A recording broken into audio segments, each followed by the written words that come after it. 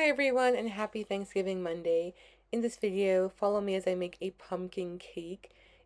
Let's just call it a semi-homemade pumpkin cake. It's not completely from scratch. In fact, there's no recipe at all. I just freeballed this recipe and hoped it worked out.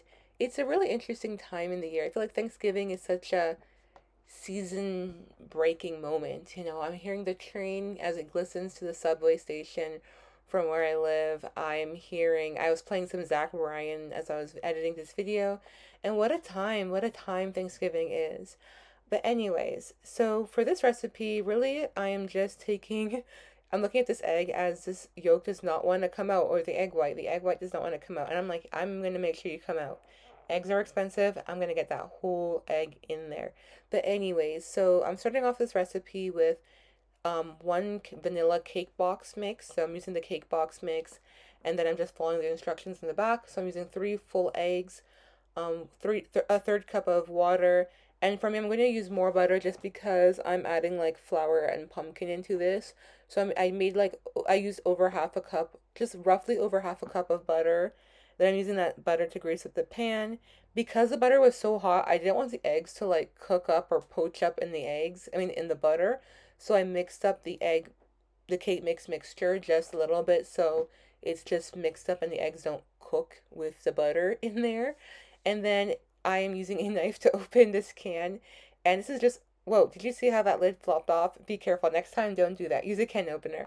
But, anyways, I'm taking some pumpkin puree. This can of pumpkin puree was humongous. I couldn't find a small one, and I didn't want to go to waste. So, I'm basically putting in like 3/4 of this can. So, let's just say like a cup and a half of pumpkin puree, if not two whole cups of pumpkin puree. There's a lot of pumpkin in here, a lot. And this is not it. I add more. So I'm adding that pumpkin puree into the cake mixture and just whisking that all up. And this color is gorgeous. And when it bakes out as this deep, deep orange. It's absolutely beautiful. Like this color screams autumn. And then it wouldn't be autumn recipe or Thanksgiving recipe without some cinnamon. I'm not a big cinnamon girly. I love it, but I love it to taste, not the flavor of cinnamon. So I'm adding in like a couple dashes of cinnamon in there just for the sake of flavor. And this smelled so good when it was baking. Like I can just smell the cinnamon and butter as I knew it was time to take out these cakes out of the oven. So yeah, I'm just mixing up the cinnamon.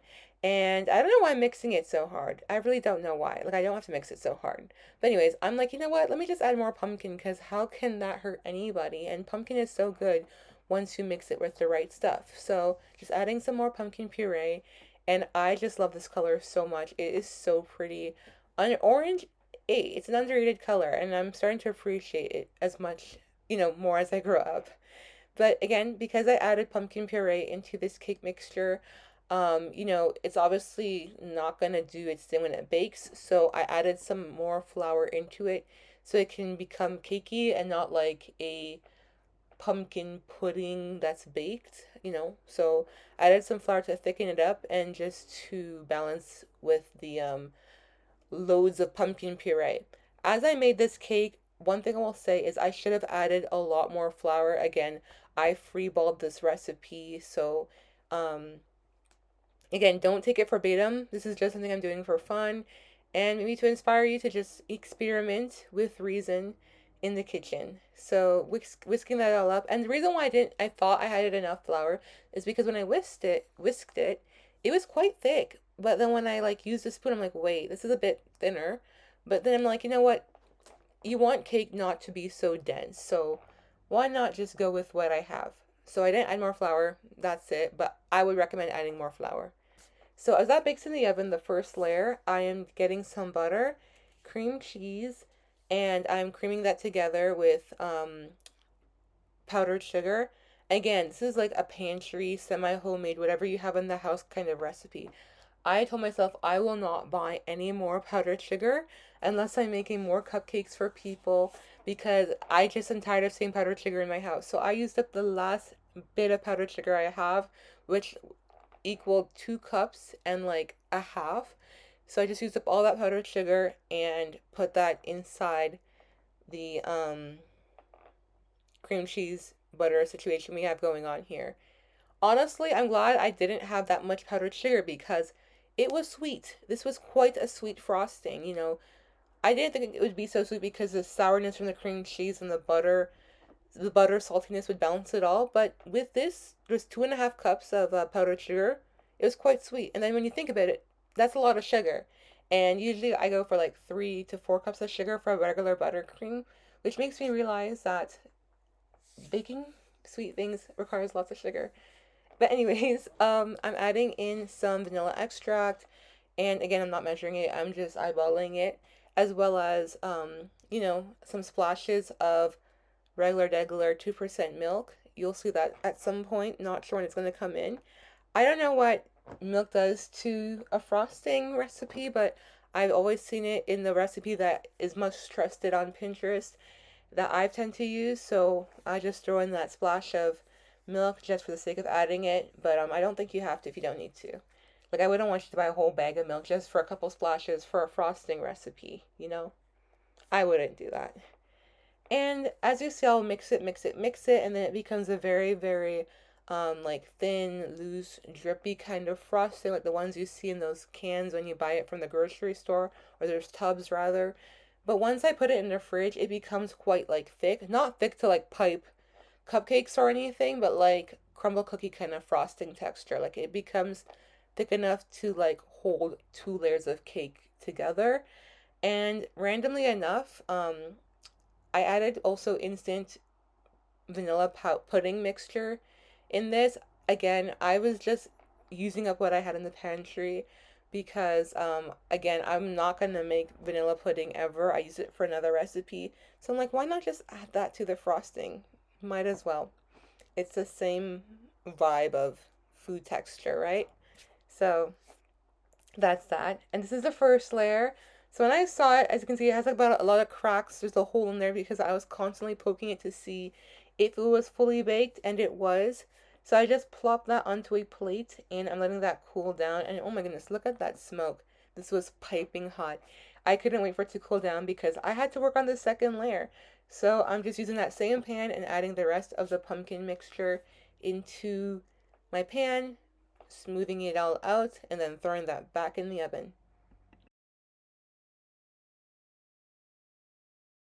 Oh well, I was flexing my nails in that last clip. But anyways, once the second layer of cake came out of the oven and cooled down, I took my cream cheese frosting and put that into a piping bag and piped in the layer that is going to have the other layer stacked on top of. I will say this is way too much frosting for the size or the thickness of the cakes. I should have cut my tip a lot smaller. So moving forward, if I make this recipe again, I'll definitely make a thinner layer of cream cheese frosting between the layers because this was a bit too much. But it tasted great, but it was just too much for these little thin layers of cake. So to top that all off, I added some walnuts, chopped walnuts to the top of the cake. These are unsalted, unflavored walnuts because I feel like it just needs to, balance out the sweetness from the cream cheese frosting, but also balance out the softness from the cake. And just look how beautiful it is. I am so proud of this recipe. It looks cute. I'm literally filming it on my living room sofa because I need that natural lighting. This is no filter, nothing. It's all real stuff. And just, it's so pretty. It tasted amazing, by the way. Like, it was a really good cake. It was super pumpkin-y. The texture was great. It was soft. It was moist. It was perfection. I will say again, I put too much frosting, but because the cake it was thick enough on its own, you could kind of like select the frosting off. But the frosting tasted great, but it was just too much. So let's see how the cake looks inside. Oh well, I feel like I'm on MasterChef when they had like the whole cake layering situation. And here's me trying it. So I'm doing a voiceover because there's music playing in the background and I don't want to get copyrighted.